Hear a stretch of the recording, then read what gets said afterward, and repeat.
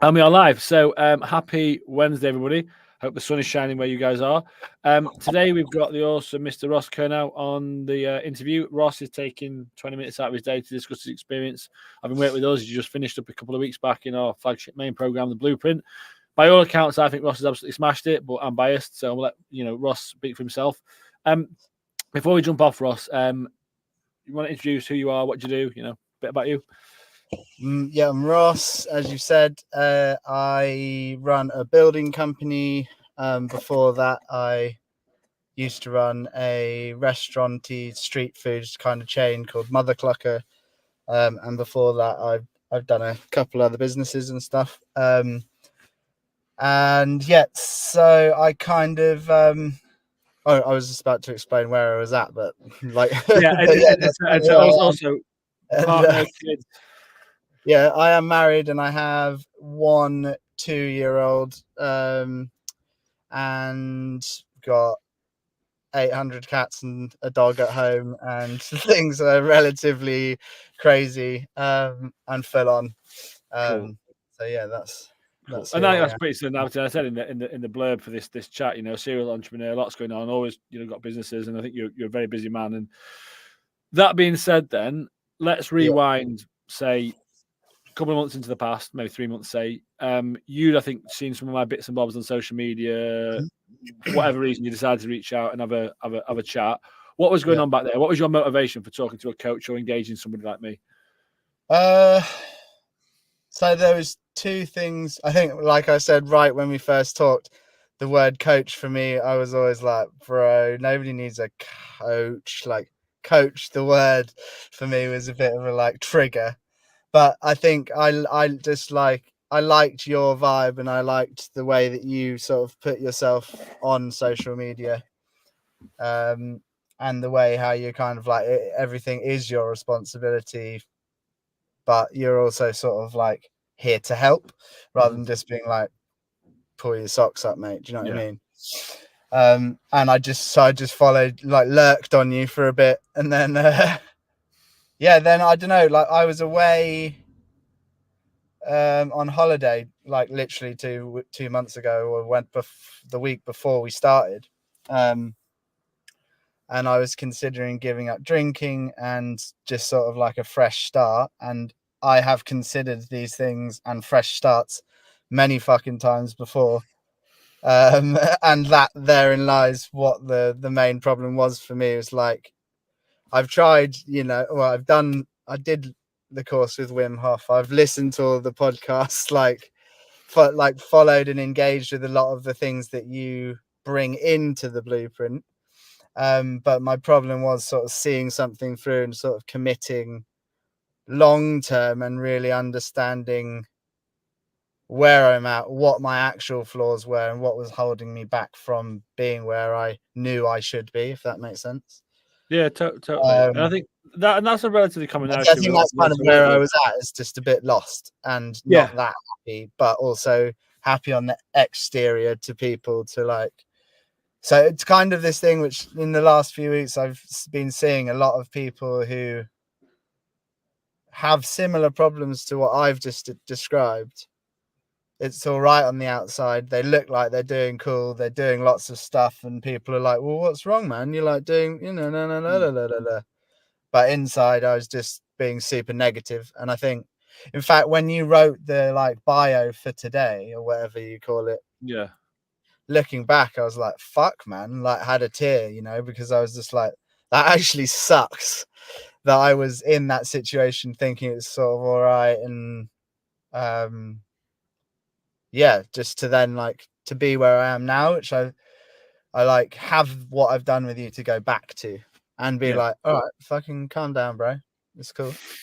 That's what's actually been happening the last few weeks. Exactly. And what you're describing there, Ross, I think unfortunately it's a common narrative, and it's for a lot of guys and women, but I work with guys.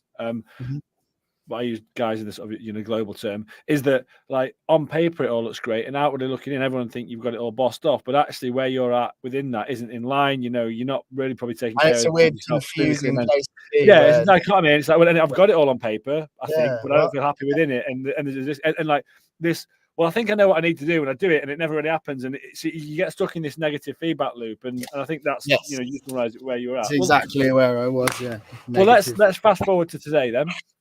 We've gone through a process. We worked together. You come through the blueprint. Like, what have been your key successes? Like, what have you, what are your highlights from having gone through the process? I think there's a few things, but the main thing that I keep coming back to is like setting myself free from whatever it might be. Like, I didn't work out this morning because of X, and I said I would last night, example, and then normally, or in the past, not normally now, I would have been like, you lazy fucking slub, like, and then it's a bad day off down that street or whatever it may be, or like, you didn't do this or you didn't do that. And I think I feel more equipped to be like, well, why didn't you work back? And then maybe, in the future more be like, don't say you're going to work out tomorrow because you are exhausted. Do something else. I think the like toolkit you gave me of all of these things that are good for, that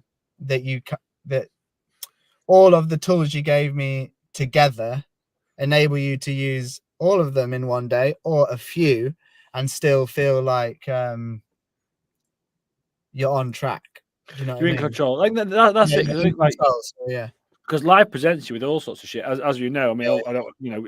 You had a load of stuff happen in the time we worked together. I mean, by all means, we can save all of that too, because I think it's also really important. So, like, when I reached out to you, my best mate and his wife got really ill with leukemia, and over the course of the course with you, she actually ended up passing away. And then, like, our childcare nanny, childminder, whatever you want to call her, went into A&E. My wife's grandmother passed away, amongst various other cool things that happened, and I managed to steer through all of this sober and also progressing as a guy. And I think that's the most important thing for me there, Ross. Not that we would ever wish any of that on anyone in a million years, but as I say a lot, and you cannot control what happens in life, but you can always control how you react. And I think and we chatted about this a lot. That's exactly what I think the biggest takeaway is. What you just said there is, you can't control what happens, but you can control how you act. And that is where I was like wiling out at my wife or like people close to me or whatever before. As confusing as it is for her now to get used to, it's kind of, everything does feel more like calmer.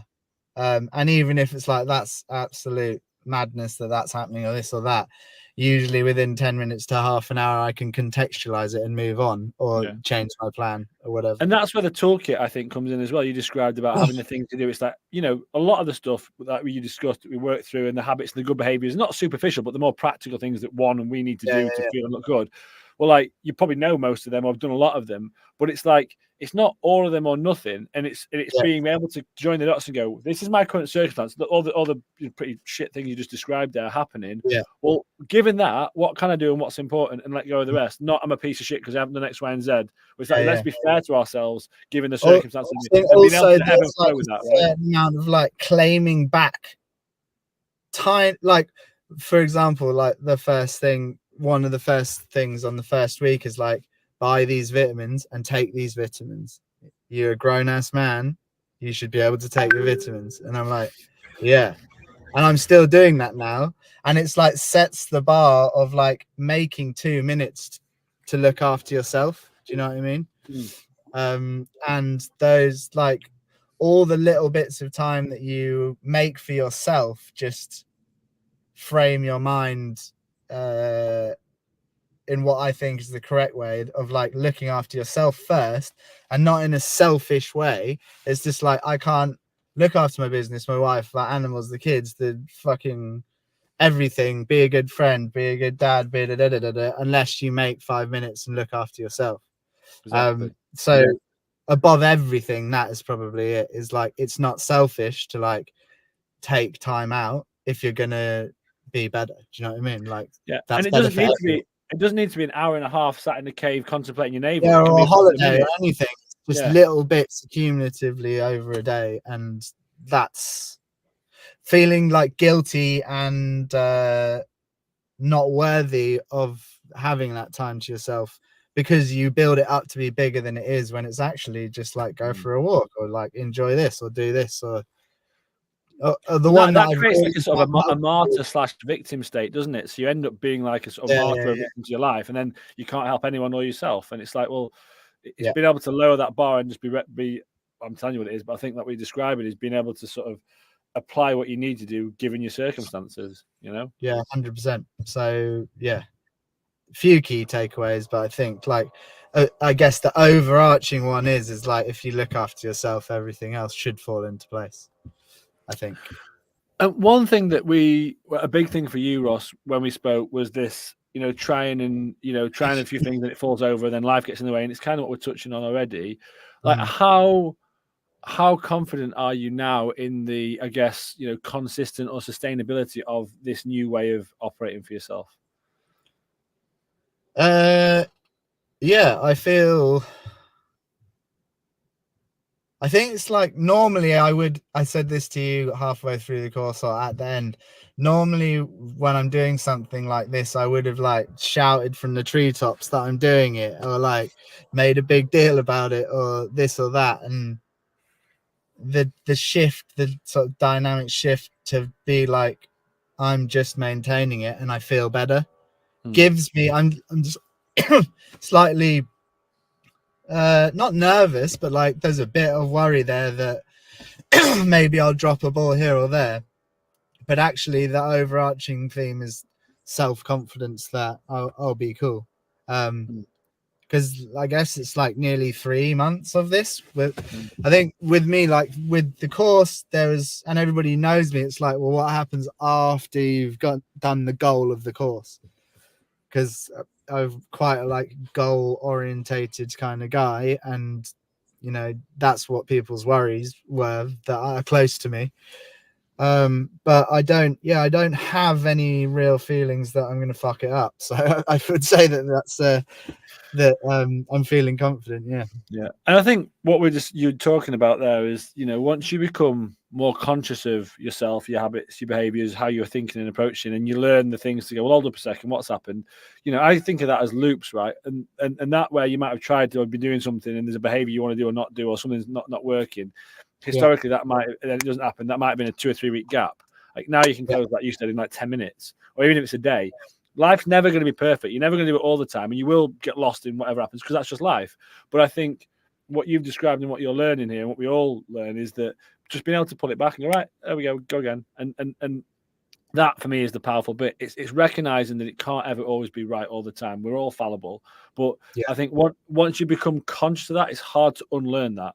So at some point you can always go, right, come on, what are we doing? Because that's there. You're not going to not know that now because you've gone through that and you sort of the fog's lifted and you've seen that. Does that make sense? And the change is so big, I think, as well. Like you said, to look at yourself that way, there's no going back because it is so much better. Yeah. So why would you go back?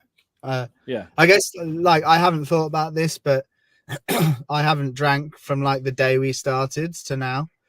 And I guess that is something that maybe I would drop some balls if I did go back there.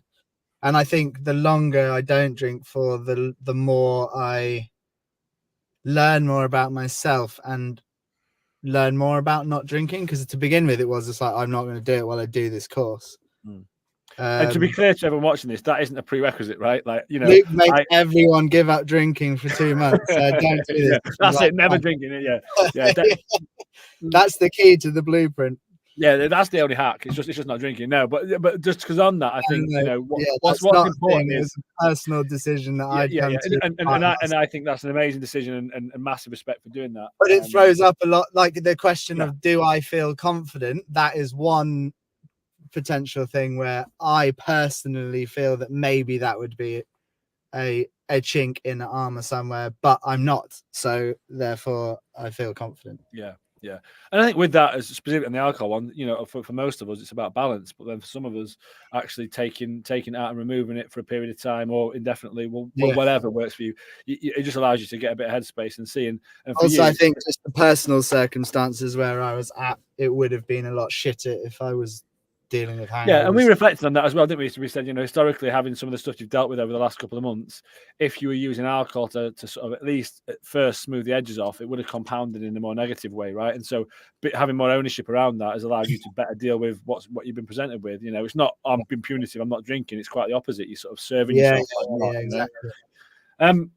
Well, look, Ross, that's all been super insightful and helpful. So thank you for taking your time, for taking some time out to do that. I hope anyone was watching has got some insight from that, because I think it's really powerful. And from my perspective, I think what was great about you is you kind of, because you're in the sort of self-development space, you've done a lot of podcasts, you've been on the courses, like you can be in a sort of state, well, maybe I know it and what's wrong. And I think what you did was you just went, look, to be fair, I need some help, and embrace what we did. And I think for you, it was much more around helping you address how you're approaching and thinking versus the practical little 1% that we need to do. 100%, but putting that together is unlocked with where you need to be. And it's a pleasure chatting to you now. And it's a very different, a very positive Ross I'm talking to today than it was a couple of months back. But that's down to you. Yeah, there's a process we've gone through, but you're the one who's taken the ownership and had the agency to change it. So it's been a pleasure, mate. All that being said, let's say someone sat watching this and they may be in a similar spot to you where, you know, maybe watching some of my content or whatever, but they know something that's not quite right, but they're on the fence in terms of talking to me, a coach. What would you say to somebody like that? I would say that you should fucking do it. If you're even, that's it, full stop. Quote of the day.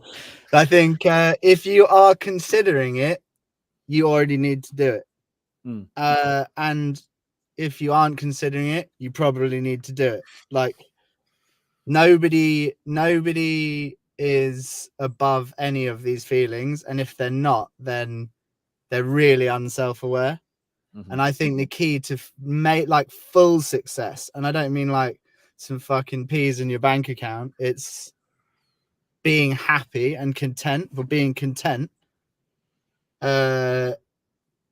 is reliant on you being open-minded to deal with whatever's inside of you. So like if you are willing to invest in anything else, you should do yourself first. So like I think that I've never spent the sort of money that I spent with you guys. You were super accommodating about splitting things up for me. So if anybody's worried about cash, talk to Luke about it. And I just you know, like you've said, I wasn't skeptical, but there was loads of things that I thought I'd already tried. And even through it, I was like, oh, okay, what's, you know, questions here or there. But like my wife said at the end, she was like, you've never been in the place where you are right now. So it doesn't matter what the fuck it is in the course that works. The course works.